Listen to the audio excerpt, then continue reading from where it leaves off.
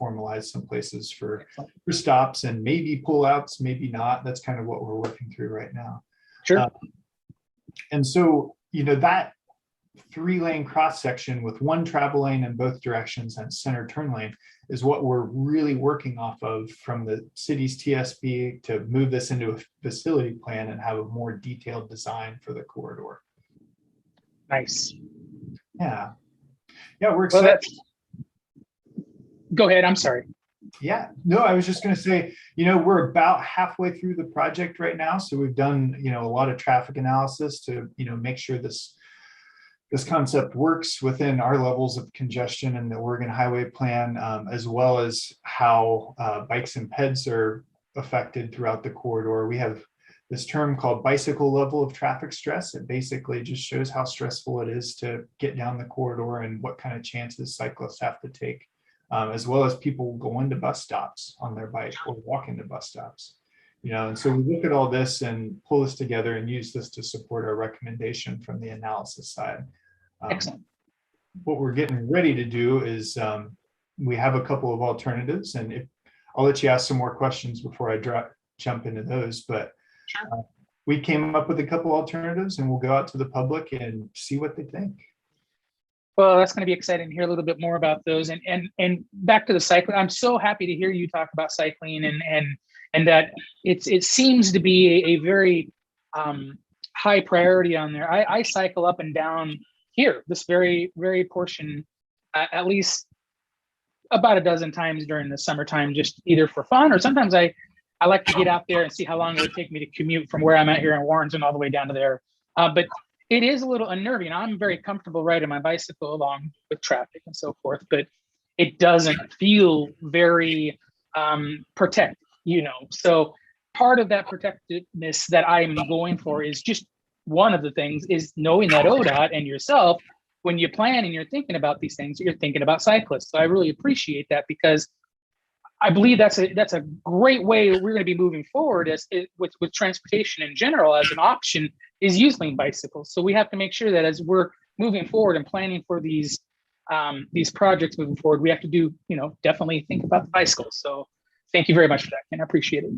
Yeah, absolutely. We're a multimodal agency, right? And that's the biggest challenge for ODOT is how do we come up with a solution that, really benefits everybody and outweigh those kind of pros and cons to each mode individually so that people can really get up and down the corridor in a safe manner.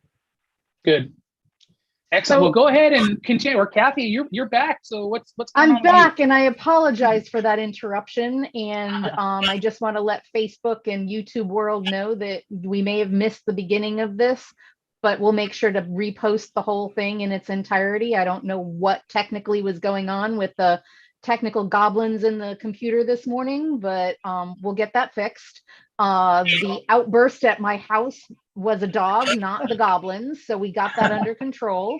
I just want to make sure that we're asking, and inserting Carolyn into this conversation because she's involved in some of this planning too. And I want people to know all the different levels of things that ODOT does when they are working on something like this, which also kind of highlights all the different types of jobs that there are at ODOT, that it's not just about building roads. There's a lot of other things involved with it. So Caroline, what have you been doing with this project? Oh, thank you, Kathy. No problem. I also have a dog next to me as well. So any kind of outbursts like that happen. So I've been working with Ken on developing an outreach plan for the city of Gerhardt. So, one of our main focuses is how are we going to do equitable and engaging outreach in a way where we can really get to the core of what the residents are valuing and to the core of what the needs are of the area. And, as Ken has mentioned, a big value that residents have at the city of Gerhardt is safety, right? As you can imagine, crossing US 101, if you're trying to get, kind of through this central business district, isn't super safe as it stands right now. And we really try and take an all ages and abilities approach where we want, someone to be able to cross with their kids. We want someone to be able to cross in a wheelchair. And what does sidewalk infrastructure look like when we think about it in those terms? So that will kind of all come into the designing realm of it. And yeah, no, it's been really fun to just kind of develop an outreach plan and get to know the residents of Gearhart a little bit better. So those are kind of the things I'm working on, if that answers your question. Yes, Great. it does. Thank you so much. And Yeah. I just want to mention that I was part of a group with Ken that was out there looking physically at this road. So it's not just, ODOT isn't doing this all from a sky high distance using Google Maps to look at these things and make decisions. Right. They're actually feet on the ground, looking at these things, interacting with the road and with the people and with the things that are, happening physically on this road. And we witnessed a lot of potentially risky behaviors on this road, and they're required to be able to right now to be able to move around and get from businesses on one side to businesses on the other side. And hopefully, Absolutely. Ken's about to show us some things that would make those types of behaviors unnecessary and safer in the future. Yeah, absolutely. Yeah, Kathy, thanks for attending our participant advisory stakeholder walk, by the way. I did appreciate that. So I'm just going to use an old presentation just to go through a couple of alternatives and then promote our next outreach event so that people can get in and let us know what they think about what we've come up with so far. Awesome. So I'm just going to skip through a few slides. So again, here's our schedule. We're really, at the point where we're coming up and we're about to gather some feedback on some alternatives, and then refine our alternatives, and then come up and do some more outreach with the council, and then come up with the final facility plan. We hope to be done with this next year, and then just really start looking for funding to build some of this stuff. So as far as the alternatives are considered, here are the things that we think that we've come up with that we want all of your feedback on.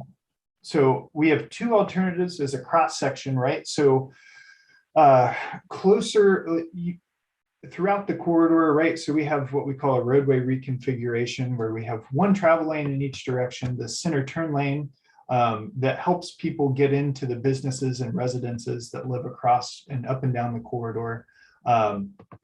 Space for a bicycle to travel, because we're able to reallocate some of that space, and then even provide a slightly wider striped buffer for that cyclist, so they're not directly right up against the vehicle as they're going down the highway. There's a little bit of separation there. On top of that, what we've always heard in the TSP and from our last round of outreach when we did the transportation system plan was the desire for some kind of ped bike kit facility on the east side of the highway. That's where a lot of people live, and if they want to travel up and down, I think back to times when I've driven in rainstorms and seen people with baby carriages pushing up and down the shoulder, and there's we have a lot of flooding in the corridor, so we're trying to come up with some drainage solutions as well. But it's just an incredibly difficult place if you live on the northeast side to actually get down the highway, let alone get across it. And that goes for if you're in a vehicle or on foot. Another alternative that we're looking at, is to really just do our typical sidewalk bike lane infill instead of a multi-use path. Maybe the desire is just to have a sidewalk, especially in the more commercial corridor around Pacific Way, and then some kind of separated pathway farther up north. The main trade-offs between these alternatives are about $7 million, right? And so Gearhart is a long city. We have some initial cost estimates that come up with this alternative being around 6 and 7 million to do throughout the corridor. Whereas a separated multi-use path in alternative A is just around 14 million, and that comes with, balancing time and need. It takes more time to come up with that kind of funding and build, this kind of infrastructure. We heard a lot about, and these are just some more cross sections, and I can pass this presentation to you, Kathy, if you're interested in adding that as well too. Another interesting thing for people who are, who live in Gearhart or maybe just travel the corridor is this intersection on Gearhart Lane, right? So we have a lot of traffic. It operates when we look at the traffic capacity and the level of service on this intersection. There's a lot of delay on Gearhart Lane. Yep. It takes people a long time to get out of there. And so we're really looking at a concept that, we really only have two alternatives. Either a no build scenario where it stays as it is, but with the center turn lane, vehicles can make what's called a two-stage left turn, where you basically get out, get in the center turn lane and then merge into traffic, or a roundabout, and so this is a particularly expensive solution. We're kind of throwing it out there for the public to see their reactions and see if this is something that they'd want us to pursue. It definitely has right-of-way impacts. It slows traffic down a good bit in the corridor, which has pros and cons for people, maybe people who want to get through fast versus people who live on the corridor that would prefer people drive a little bit slower. But it's just one alternative that we're analyzing per the facility plan, and we'd love to get the community's feedback on this and see what's really palatable for people.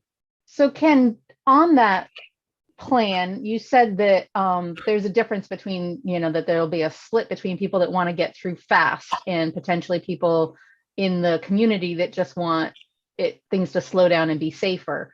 In theory, though, would the roundabout just help with flow overall, so there'd be less starting and stopping, and the speed overall would be reduced, but potentially people could actually get through there more easily? That's correct, Kathy. So if you're from the position of where you're trying to exit Gearhart Lane, yes, you'll be able to actually exit in a more timely manner.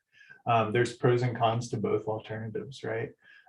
It's a lot of traffic calming, I think, is what we prefer to use the term in ODOT speak, but it lets people know as they come into the community that they're about to approach an intersection. A lot of people, including myself, when I drove through this, I don't even notice Gearhart Lane. Right. The difficult thing to visualize on the highway. This provides more of a more balanced flow of traffic between really all of the modes, and especially for vehicular turning movements from Gearhart Lane onto US 101. Yeah, I will say that I mostly notice Gearhart Lane when I have to suddenly slam on my brakes because somebody jumped out in front of me coming from Gearhart Lane, either crossing over 101 all the way to go north or to enter into the same travel lane that I'm in. And that road scares me quite frequently. No, it does me too.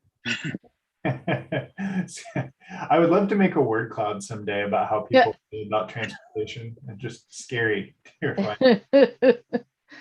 But this is why we do this, right? In planning, is that we pull together these concepts so that people can see and review the trade-offs, right? In addition to that, we had talked about lack of pedestrian crossings throughout the corridor. And so on the online open house, we have, and actually I'm not going to go too in depth into this, but we have a series of pedestrian crossings throughout the corridor that we can kind of pick from. Wouldn't necessarily implement all of them, but likely could implement a few and just get people's feedback on where it's most important. And that'll help us determine as far as that's concerned. Right now, with a 4-lane cross section and our current pedestrian guidance, and the speeds and volumes in the corridor, it's virtually almost impossible for us to actually mark and install a pedestrian crossing in the corridor.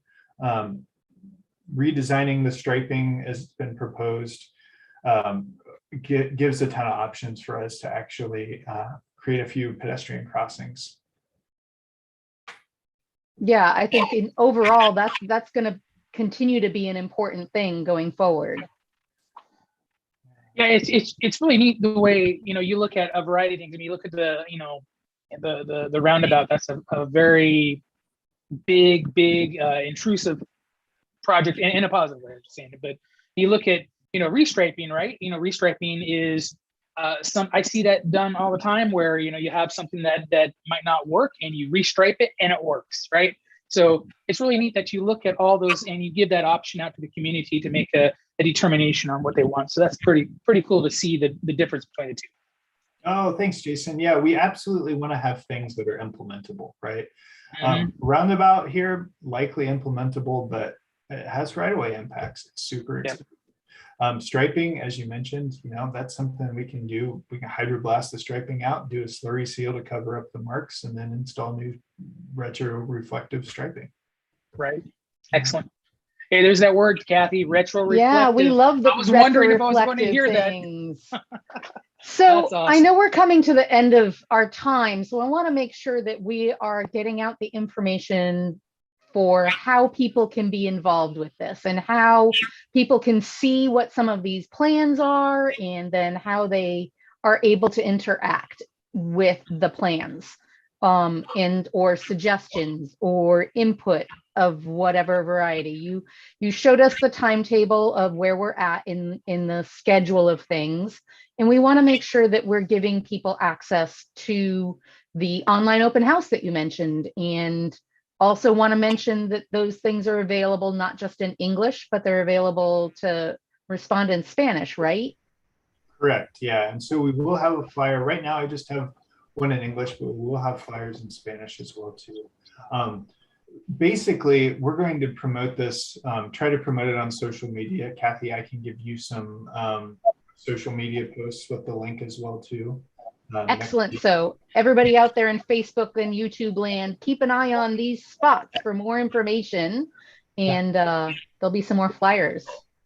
Absolutely. So these links aren't live yet, but what you will be able to do on starting November 3rd through the 24th, where you can go through, and it's a really fun, nifty way to go scan all of the alternatives through a website, and it walks you through, and you can leave feedback on them. And it's a great way for us to get information in the time of COVID and actually reach out to possibly a broader audience. Lots of times when we held in-person open houses, sometimes we might get 10 people. It's a huge commitment to actually show up and go to, maybe a city council meeting. And you have to have the time and the money and the resources to, keep your family at bay. You can do this online open house at 2:00 in the morning if you want to on November 4th, and leave us all kinds of feedback. That's awesome. So we'll keep an eye on the comments and on these pages, on this Facebook page, on the YouTube page for links and ways to get involved. If you have questions, if you've heard anything that you're wondering about, drop us a line in the comments and we can lead you to the right information. Ken had a great slideshow presentation, and if you are interested in seeing the whole thing, you can just send us a message and we will send it to you. You can look at it in depth. You can, contact us, contact Ken. We're all available to answer questions for you. Or Caroline, I'm sure would be happy to answer questions as well. Yeah, definitely. Yeah, and even if you don't have the chance to come to the online open house, feel free to drop a comment in this YouTube video as well. We will be gathering all of that feedback. And thank you so much for giving us like a video platform to be able to share some of our ideas about the project. Absolutely, and we'd be happy to have you on again at some point in time if that becomes Absolutely. Something that you want to do. We're happy to have. We love having guests. Absolutely, yes.